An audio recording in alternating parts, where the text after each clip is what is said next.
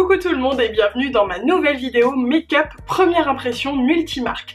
Aujourd'hui je vous propose de découvrir avec moi des nouveautés qui m'ont été envoyées, que j'ai jamais encore eu l'occasion de tester. Il y a vraiment toutes sortes de marques, du Clarins, du Rimmel, Studio Harcourt, Cover FX, Herborian, enfin voilà, plein de choses différentes, donc c'est parti. Bon là ça y est c'est l'hiver, hein. Je pense que ça se voit à la lumière, elle n'est pas très flatteuse.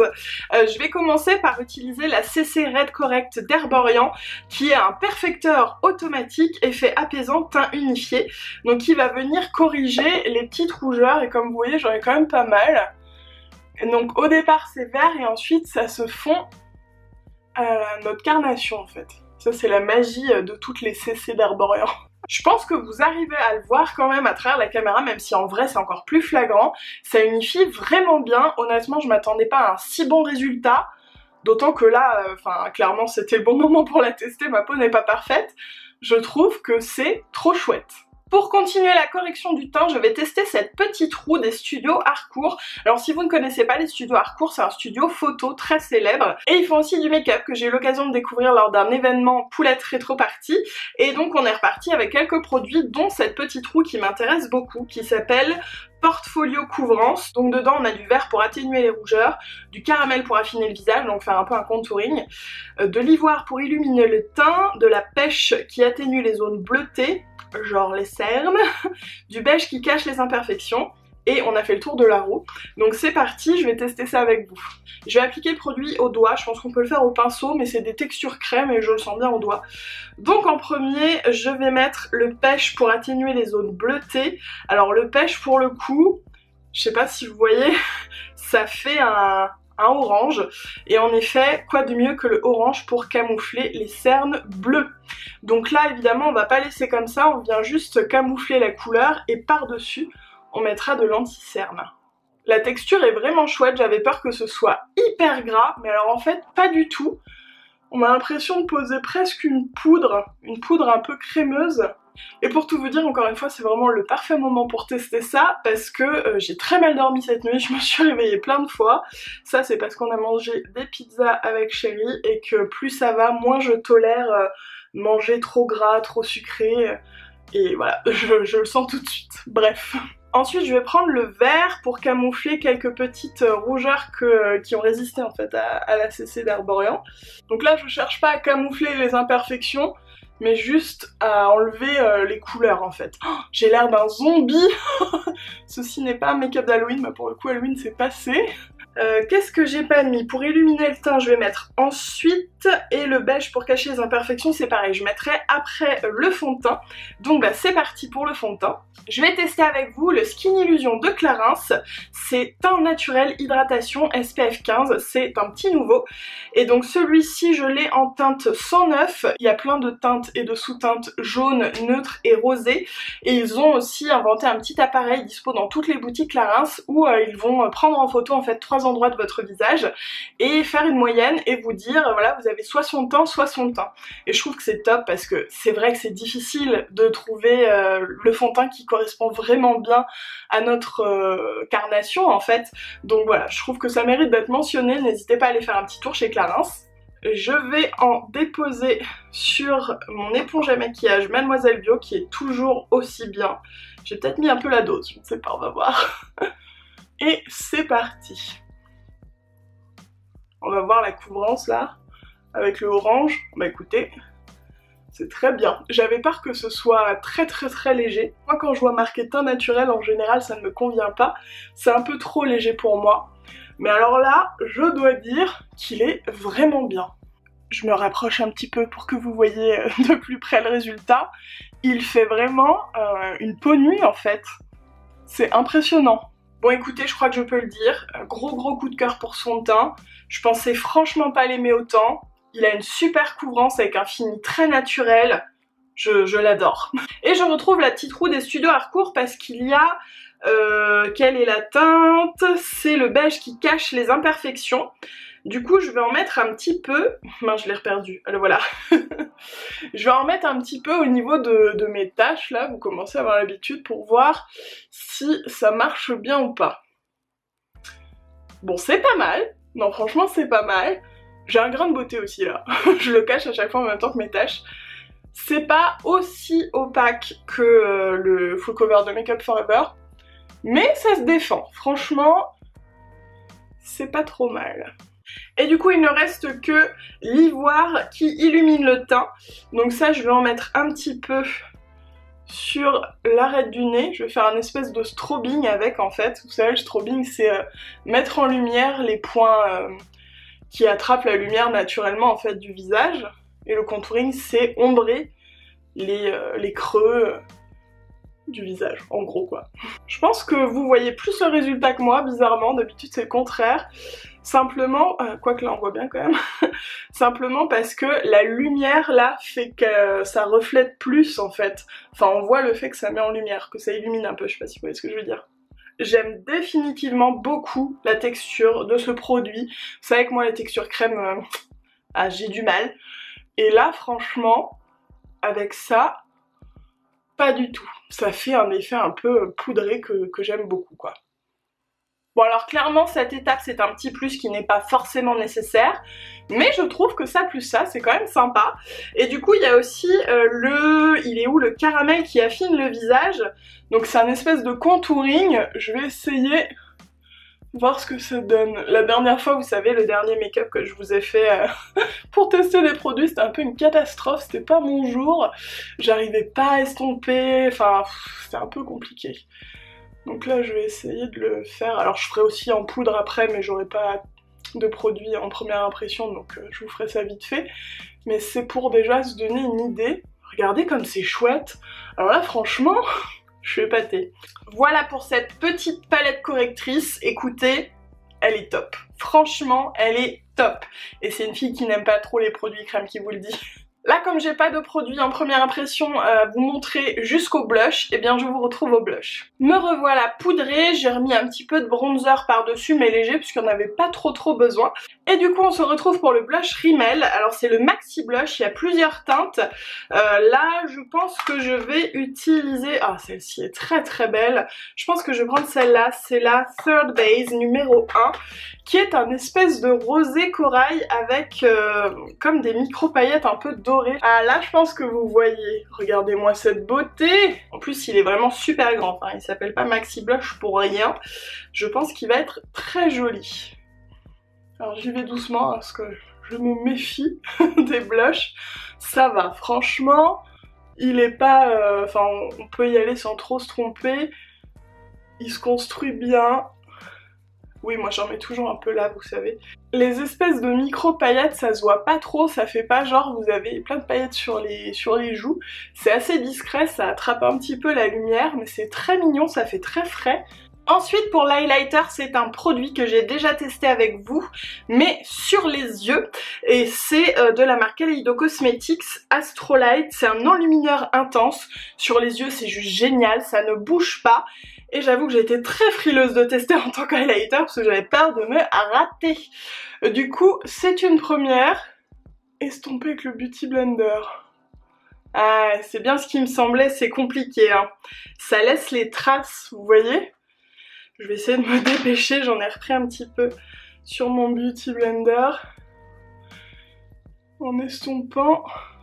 C'est plus joli quand même sur les yeux, je trouve. Ça lui rend plus justice. Là, ce que vous allez voir. Ah, là, on voit. C'est beau, hein. C'est juste que j'ai eu un peu peur au début, là. Il est beau, hein. C'est juste qu'il fait beaucoup plus discret en tant qu'highlighter que sur les yeux. Sur les yeux, ça fait vraiment comme dans le flacon. Alors ensuite, pour les sourcils, eh bien écoutez, je vais faire très naturel. Je vais pas les remplir. En ce moment, ma ligne est pas trop mal ma foi. Je vais juste les fixer avec le gel sérum fixatif sourcils des studios Harcourt qui a une vraie brosse de mascara. Et donc on va voir ce que ça donne. Ça m'a l'air pas mal. En fait la brosse elle a deux côtés. C'est assez étonnant. Je vois pas trop à quoi ça sert entre vous et moi. Mais en tout cas ça brosse bien. Je peux vraiment structurer juste avec ça. Plus qu'à voir la tenue. Je vais revenir un peu à lighter le sourcil avec un crayon double embout des Studio Harcourt, le crayon diffuseur de lumière. Il y a un côté qui est lumineux mais mat et un côté lumineux, ben lumineux, c'est-à-dire nacré. Et donc moi je vais utiliser celui-ci. J'ai l'impression qu'on ne voit rien du tout. Là, est-ce que vous voyez mieux? Il est très joli parce qu'il renvoie la lumière mais c'est assez délicat. Et vous voyez, ça permet éventuellement de cacher quelques petits poils, de retravailler un peu votre ligne sans avoir à les enlever par exemple. Alors pour les yeux, j'ai deux produits à tester avec vous. Le premier c'est CoverFX, le Shimmer Veil, le voile chatoyant, qui est un rose violine un peu froid. Et de l'autre côté, j'ai une petite nouveauté Rimmel, le Wonder Swipe, qui est en fait...